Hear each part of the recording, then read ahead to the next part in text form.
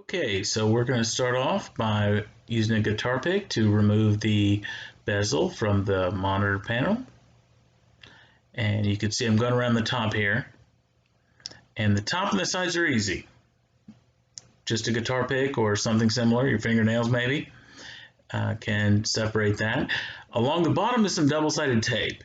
And that tape adheres the bezel to another piece of tape that's on the LCD panel that protects the printed circuit boards on the bottom of that panel. It's no big deal, but this is the hardest part of the entire process. Once you've managed to separate the tape on the bezel from the separate piece of tape wrapped around the bottom of the LCD panel, it's all pretty easy from there. But it's going to take a little bit of working your fingers in and separating out the tape that's stuck to the back of the bezel at this point.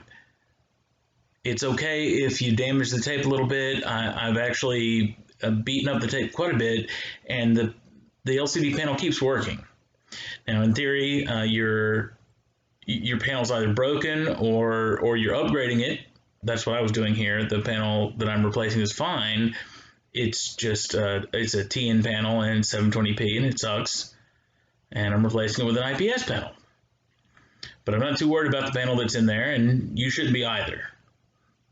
Just get it separated out. Pull that bezel off, and you'll be all good as soon as this is gone. As soon as this tape is separated, the hard part's over. And it's pretty much just swapping out the panel and putting everything back in place. As you can see here, I'm about to pull the bezel off. Now, in my case, when I replaced the 720p TN panel with a 1080p IPS panel, I lost the ability to use the touch screen. Not a big deal, but it's worth mentioning.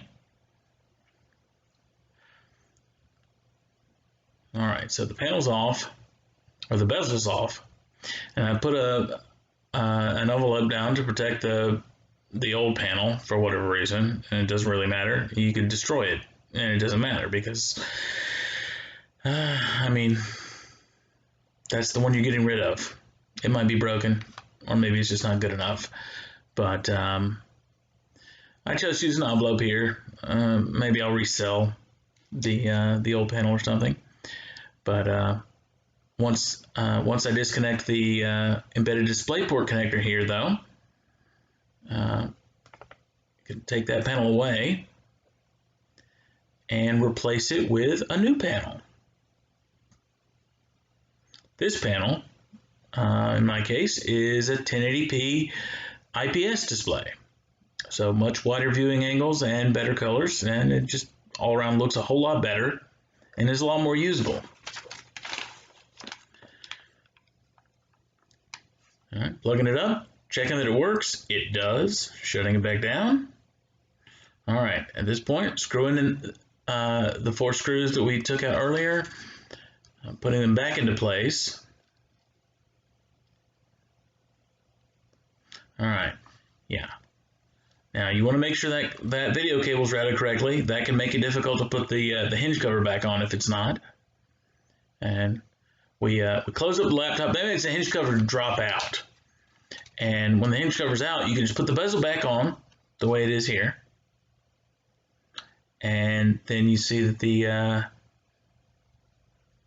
everything's back in place except for the hinge cover. Close the laptop up, put the hinge cover back on with the flat part facing outwards.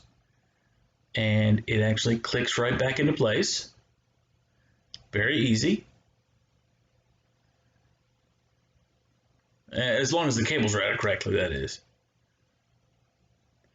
Now, open it back up and test it out, and everything should be good. Monitor comes back on, and bear in mind, touch no longer works, but you've got a much nicer display, so very much worth the trade-off. You can probably use a different cable and make touch work with it, but that's fine.